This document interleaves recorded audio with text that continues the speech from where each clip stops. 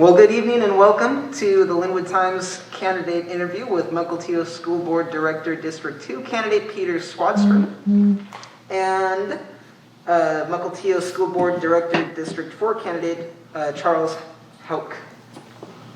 We're going to start with just a brief bio from both of you, and then I'll start asking you questions. So we'll start with Peter. In his professional experience, Peter's career encompasses program management and business development management. Additionally, he has been in international key account management, district management, and regional management roles, tasked with training, educating teams of people, creating and maintaining budgets, reporting profit and loss statements, and executing strategic operational duties successfully in areas covering North America and Asia. He went to school at Seattle Pacific University. He was a coach for some youth sports, including t-ball, baseball, basketball, flag football, Boys and Girls Club, and a Young Life leader. Kamiak High School for 6 years. And then for Charles, he was a local PCO Mariner District for 4 years. In his professional experience, he's a licensed real estate broker since '92, and he went to Yakima Valley Community College. And I do just want to make this distinction so we have it. These two gentlemen are not opponents. They are running for two different positions in the district, and both of their opponents were unable to make it, so this is just a joint interview, not a debate.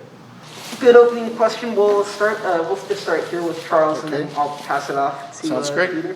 A district director is responsible for reviewing and evaluating policies, establishing spending priorities, and developing instructional philosophies and goals.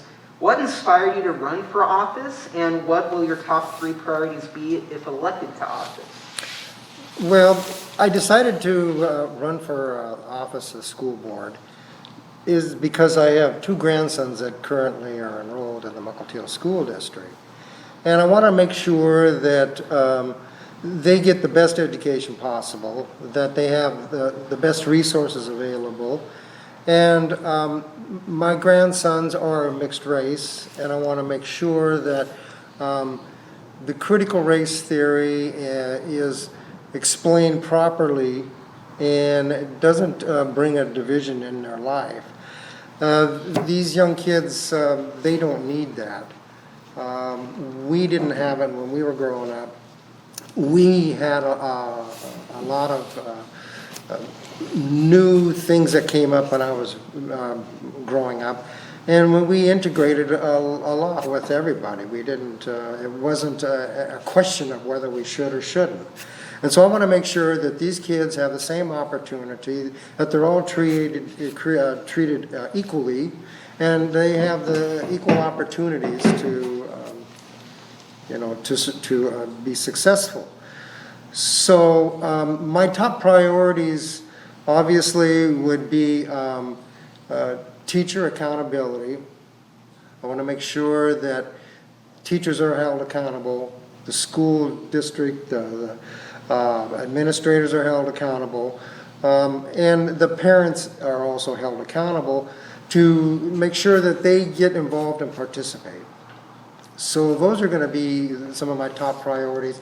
The budget is very important, and we have to look at that budget and find out where our spending priorities should be. So that would be another major thing to take a look at. I have skin in the game. I have been very involved in the community. I've got 2 children that are currently in the school district. I have one that's a freshman in high school this year, one that's an 8th grader. And it was really last year that really pushed me over the edge, and enough teachers and parents actually came to me and asked me if I would run this year. I just saw what a tremendous disservice we did to our children last year. Children, instead of 6 classes, were down to 3 classes. Kids, even if they failed all 3 classes, were passed on to the next grade. We keep lowering the bar in the school district and not striving towards excellence, and it's doing our kids a tremendous disservice. So I even though as busy as I am in my work profession, I thought I would dedicate those skills and talents to helping solve and look at fixing, to make Mukilteo School District a beacon of excellence again. So this question, we'll start with Peter and then we'll go to Charles. What is the best way to address differences of opinion on the board or between the board and the administration? That's a great question. Over the last 18 months, 2 years, there's been a lot of frustration. I've been contacted by a number of teachers that are just, and parents that are just frustrated that their voices aren't being heard. I think that the school board is, rubber stamping ideas and different agendas, whether you bring it to the Schoology platform that they brought in versus Google Classrooms or the cumulative. They went totally against the grain, against what everybody else was doing in the Snohomish School District, spent way more money than they needed to. There needs to be better communication and better representation of the community to the school board. There needs to be the voice of the parents, and to bring that, I hope to bring that to the school board. I think we need that other voice of reason and input. Excellent. Thank you. And then Charles, same question to you. What would be, in your opinion, the best way to address differences of opinion between board members and between the board and administration? Well, the thing that we need to do is that we need to try and get everybody on the same playing field. We need to get everybody to be playing by the same rules. And we need to establish what those rules are. And we also need to establish what is expected for all parties to participate. What is their responsibility? And we must get the parents involved. When I go to these school board meetings, I notice that there's hardly anybody there. And that's really not acceptable because we're not getting any input from the parents. But I think the problem with that, or the reason that is because the limited knowledge that the parents have that this is available to them, and for them to take advantage of it, is what I'm concerned about. If parents aren't there, they don't know. They're not being told. They're not, being given the information, and so it's very important for all parties concerned. That's the only way you're going to work anything out. You sit down, you discuss, you throw out the ideas, you agree with the ideas, and then you implement them. And that's what I'd like to try and do, is get the parents more involved, along with involved in the school board and the meetings and the agenda that the school board is taking up. Definitely.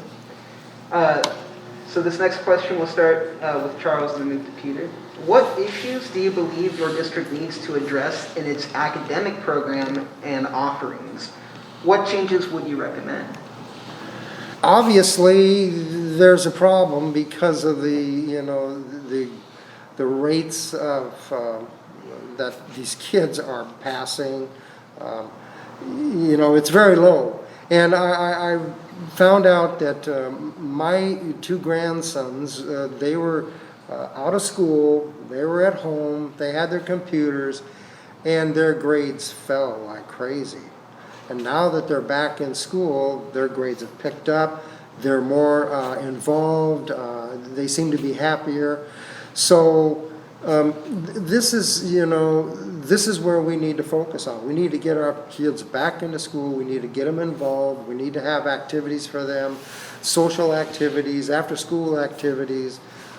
These are the things that are important because they get involved in the community and they get involved in their school. And down the road, they might end up being parents that are going to be involved in the school district and be a member of the school board someday.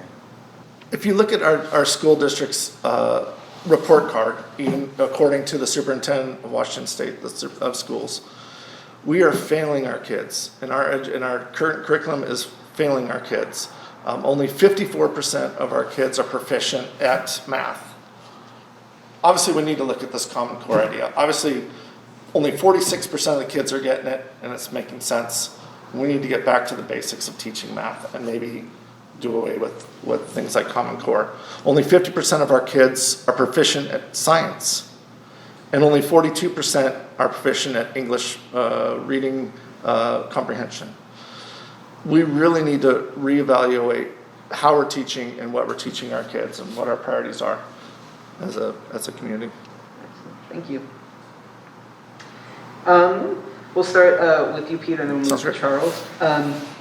What do you feel are the top concerns facing students, and what do you propose to address those concerns? Clearly, right now, if we look at a snapshot, kids have a lot of fear about the virus going around. Kids are being forced to wear masks. They can't see facial expressions. It's very for kids not to be able to see facial expressions and eye contact. It's almost a social disconnect. We really need to look at lowering the fear. Let's look at this logically. Let's use science. Less than 0.096% of the kids have a risk of dying from this disease. They have a way more higher risk of car crashes or drowning. We don't make our kids walk around with life jackets on or put seatbelts even on our school buses. We've really blown this out of proportion, and I really think that we need to increase the socialization, increase the human interaction with our kids. If you look at our district, even the suicide rate has dramatically increased just with the separation that we've created. Thank you. And then Charles, the same question. What do you feel are the top concerns facing students, and what do you propose to address those concerns? Well, to me, I think the top concerns are not only just the academic quality of their academic learning, but it's their socialization too. Because these kids, they haven't had much socialization over the last 18 months. So I've noticed that with my grandsons. They're stuck at home for the last year and a half. They didn't do anything. They interacted with their friends on the internet, but they need to have personal interaction. So one of the ways to do it is to make sure the schools are safe, number one. Make sure that they are clean, so the students have a good environment to work in. But also open it up for them to interact with each other, because that socialization is something that they need. It's a big development, and without it, we're going to end up with a bunch of hermits sitting around doing nothing and being afraid to interact with each other, and that's not good. So we need to get the kids more involved in the activities of the school, open it up for them so that they have opportunities to interact with each other. The sports activities, those are great. After school activities. And also, they need to participate with the understanding that they're safe, and this is a good thing for them to do. I'm going to ask a follow-up question here. Probably two follow-up questions, but both of you mentioned that both of you identified risk. What would you like to say to critics? Because I personally have spoken to some parents, and what they're afraid of is not necessarily their kids dying, but their teachers dying. Absolutely. Would you want to address that concern? Absolutely. And also maybe your commitment to teacher safety? Absolutely. If you do your research and there's going to be a new test coming out at the end of December. It's already been, the test that we're currently using is already showing. Which test is that? I'm sorry, the COVID vaccine test. Is that what you're referring to as far as the fear of dying? Okay. It's already been proven that there's a lot of false positives. I mean, fruit's testing positive, animals are testing positive.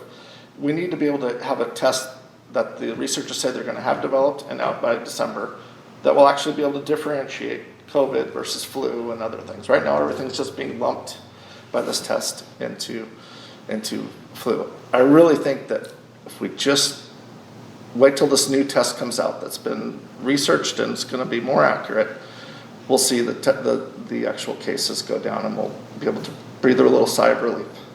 Okay, Charles? Well, one of the things I see is that the teachers are being mandated to get vaccinated. So that's what they're required to do. Now, if the teachers are being vaccinated, if the teachers are wearing masks, and if the students are also wearing masks, according to the experts, this should protect us. Obviously, there are some things that are going wrong because even if you're vaccinated, you can get COVID and you can spread COVID. So, I mean, we only have certain weapons at our disposal, and we have vaccination, we have masks, we have social distancing.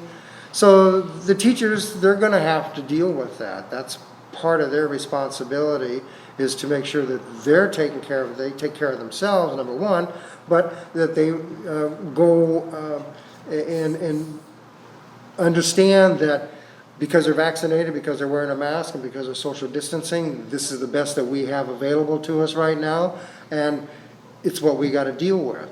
It's no different than any other business, any other industry, from retail to they're all the same. They have to be vaccinated. If they're vaccinated, they wear a mask. I mean, all of this stuff comes into play. So there's nothing we can do.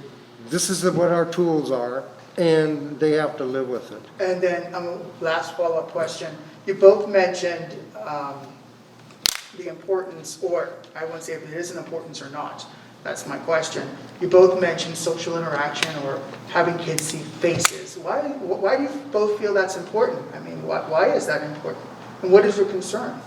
Yeah, well, if you look at early development and education of children, you need to reach them before 6th grade if they're showing that they're not proficient in English and science and math. You really need to catch them before 6th grade.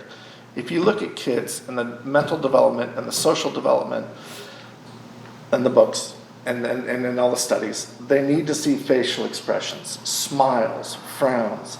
If they're just seeing eyes, it dehumanizes the other person across the room that they're interacting with. Children need that. They need to see a smile. They need to hear words of encouragement. That's how they learn, and that's how they learn to be social with each other, when to act appropriately. Okay. Charles? Yeah, I mean, I agree with a lot of that, and the thing is that we develop socially by seeing each other, reading each other's facial expressions, and that's what's important. Without that, these kids are going to be, they're going to have less tools at their disposal as they get older and they get into the workforce and get socializing with other people. If we don't allow them to open up, to see and to use their expressions, I think we're going to have kids that are basically half developed socially. And that won't be good anytime down the road, whether it's a month down the road or 10 years down the road. They need to have social interaction, and that's facial expressions, everything that comes with that. It's a creative question. We just want to give voters insight into your priorities and your way of evaluating situations. So if hypothetically you were given, if hypothetically a $500,000 grant were given to the school district to use, how would you allocate it in the best interest of the students? I think it's important to spend that money on developing the kids socially and giving them opportunities to expand. You have outside activities, after school activities. It's very important for kids to get involved in. Anything from music to sports to other activities that have been in these schools in the past. So I would spend the money on those programs. I would open up so that these kids have those opportunities to pick and choose from a variety of activities. And that would probably be my main focus. Make sure that they have the tools they need for these activities. That's what they need. They need to be developed. And the only way we can develop them is spend money in the right way, in the right places for these kids. And then same question, if given a $500,000 grant to use in the school district, how would you allocate it in the best interest of the students? Fantastic. I would definitely look at, whether if there's certain stipulations with the grant, whether it had to be with a certain city or, because our district is unique. We make up South Everett, Edmonds, Lynnwood, and Mukilteo. So we've got a very diverse community in different cities. So if it had to deal with a specific city, I would definitely first look at playgrounds and make sure that those are, the early developmental. I'd make sure that the resources at those local schools, the schools that are in that local city, are well equipped, and if they have any deficiencies, to definitely put it towards those schools. If it was for the, complete at large, there's things like our food programs. A lot of kids come to school in our food assistance. They even take food home for their families on the weekends. Make sure that those are well equipped, that those cupboards are well stored or stocked, excuse me. And then from there, I would look at, let's make sure that our after school programs, as Chuck said, a lot of our community is working parents, 2 working parents. Let's make sure that we have those after school activities, the tutoring. If a child is showing that they're not proficient in math or English, that we have those resources to help encourage them to continue to be proficient and be able to graduate on time. So both of you are definitely aware that the district needs to have a relationship with parents, with the community. So this next question is, what kind of relationship should a district or the board have with its community and with its parents and families? I love that question, because that's what drove me to run. Our school board currently is lacking representation of the community and the parents. Well, let's say the parents. There's only one other person who's currently on the school board that really has kids in the school district right now.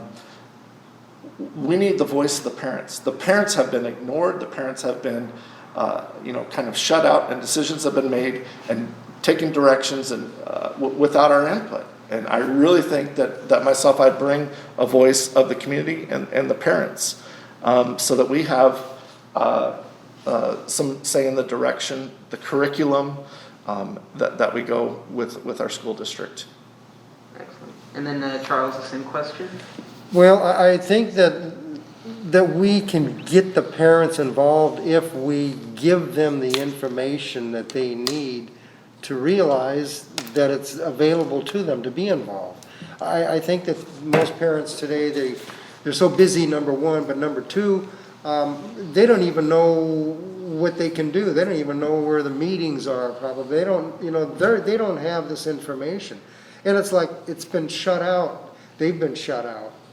We need to get them involved again. So I would reach out to the parents through the schools. I would, have various meetings with the parents at various times during the year. So the kids and their parents are more involved in the school and the direction that the school goes and the activities that are within the schools, because that's what's important. And if we can open this up to the parents, I think we're going to end up with a better education system. Can I add one more thing? Yeah. I apologize. I also think just looking at our district's website, to better involve the community, to better educate the parents, to be more transparent on the numbers, the graduation rates, where we're succeeding, what programs are available. Our website desperately needs updating. If you look at a school district like Edmonds, it's fantastic. Some of our numbers haven't been updated since the 2019 school year.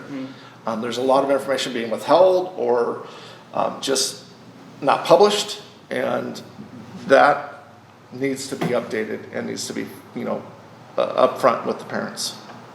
Thank you. So this next question I'll ask Charles first and then move into Peter, but in the last couple, especially like the last year and a half, the word equity has been kind of a buzzword, threaded throughout, the country's political thought. And we just want to know, what does equity mean to you? In 1 minute or less. Equity doesn't mean anything to me. Equality is what's important. Equality has meaning to me. Equity doesn't. All of our students, they all have an equal opportunity to advance. And that's what we need to focus on. We don't need to focus on any divisive verbiage, any divisive ideas. That's not what's good for these kids. So to me, equity is a word that's thrown out that really doesn't have any meaning to me. I object to it. I think that we need to focus more on equal opportunities for all of our students to be able to have the best education possible and to be successful in the world, because the world is coming to our door and our kids need to be able to compete equally. And that's what I'm focused on. So if I could just ask a quick clarifying question, do you believe that the term equity is a divisive word? Yes, I believe that it is. It's a word that's conjured up by a certain political thought, and I think it's very divisive. And so I object to it. And Peter, same question to you. What does equity mean to you? Well, I'll just say that I object to any curriculum or political type of thought, objectives or motives in the classroom. And we clearly know that this is a political agenda. I object to any child being judged on their skin color. We should be teaching our children it's on the content of their character. And whenever you have a school district making decisions on hiring, which you look at, I think we're the only district in the state that has a director of equity that divides children and has them look at each other's skin color and determines their worth or their value or what credibility they have based upon their skin color, automatically targets a kid and says, your opinion doesn't matter.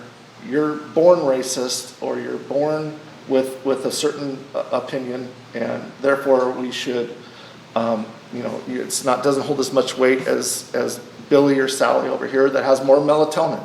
It's a ridiculous concept that I reject.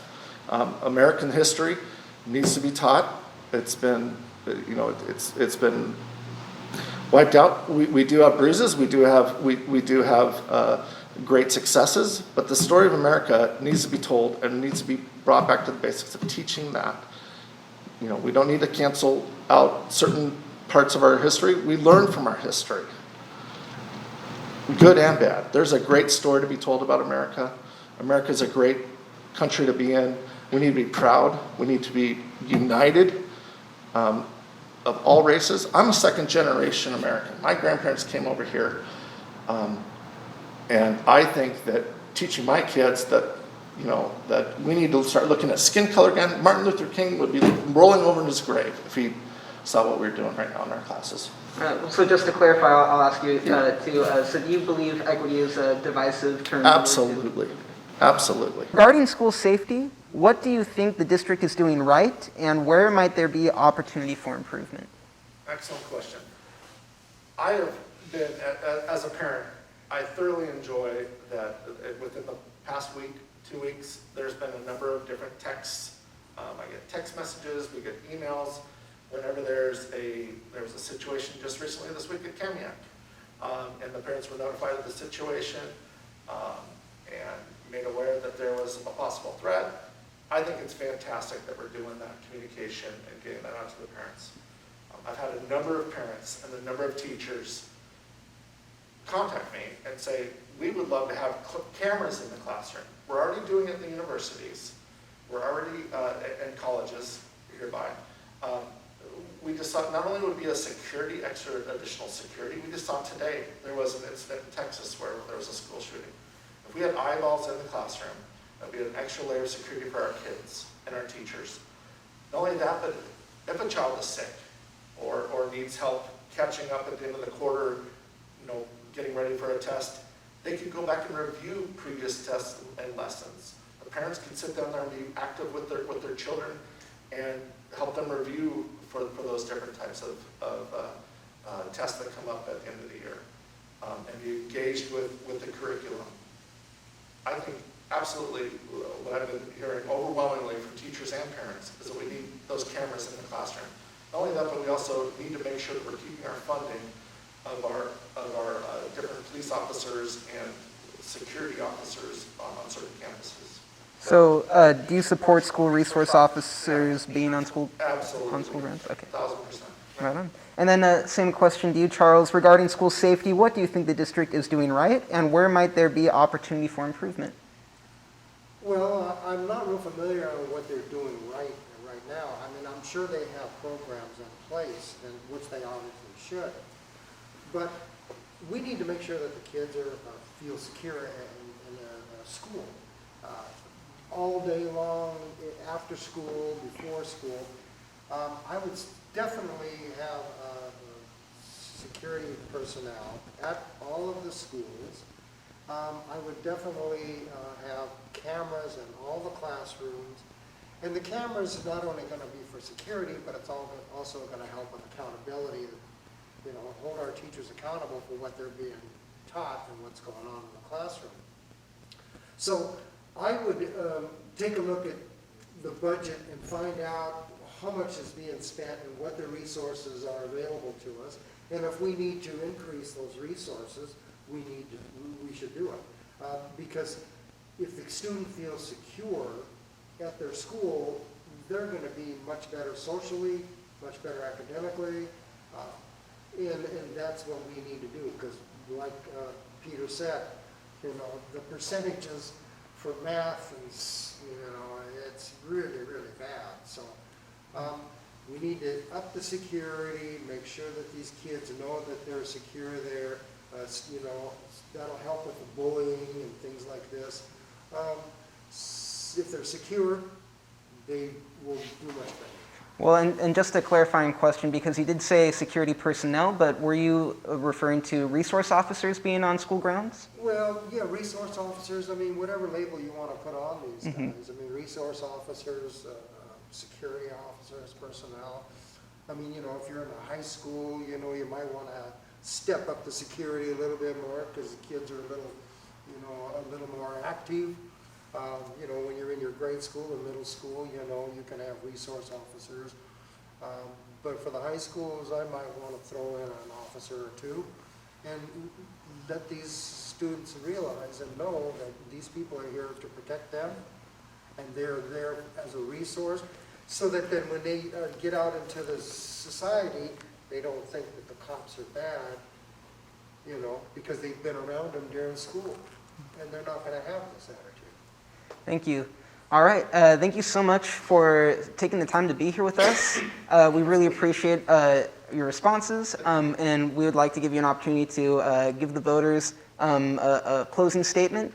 We'll start with Charles and we'll end with Peter. I want to be able to be elected to the school board because I feel that it's important to be involved in our education system. I believe that the parents need to be more involved. I believe that the school board needs to be held accountable. The administrators need to be held accountable. The teachers need to be held accountable. And the students need to be held accountable too. They're a big part of this whole process. So if we instill this in all of these people, I think that we're going to end up with a better education system. It's a real competitive world out there, and we are competing against the world. And we need to be able to give our students the best opportunity, the best education, the best well-rounded information that they can take with them out to the world. Thank you. Peter? I'm running because I think that the school board and our school district needs some changing. Our district is worth fighting for. Our school district can become the beacon of excellence for other districts to look at and admire. Right now, we're failing our kids. Number of parents and number of teachers contacted me. Parents are pulling their kids out of the district. There was over 450 this year that disenrolled their kids out of the school district. They're going to homeschooling and charter schooling. I decided the public school system is worth fighting for. The public schools can be great, but right now we're failing our kids. You know, graduation rates are at 13% and falling. Like I said before, only 50% are proficient at science, 54% are not proficient in math, and 42% are not proficient in English comprehension. We need to better prepare our kids for graduation. We need to prepare them to go out into the workforce and be contributors to society. We need to close the achievement gap, and we need to just get back to the basics. Take politics out of the classroom, whatever, and just teach kids. Kids should be taught how to think, not what to think. And any type of political bias or objectives should be removed from the classroom, and let's just get back to the basics. And I just want a clarifying question in Absolutely. closing. You mentioned 13% graduation rate, is that I'm sorry, accurate? 13% are not graduating. Okay, I apologize. okay, I just wanted that clarification. Yeah, no. Because, yeah, All okay. right. Well, thank you very much, Excellent. both Peter and Charles, Yeah. and good luck. Best Thank of you. luck. Thank you. Appreciate it.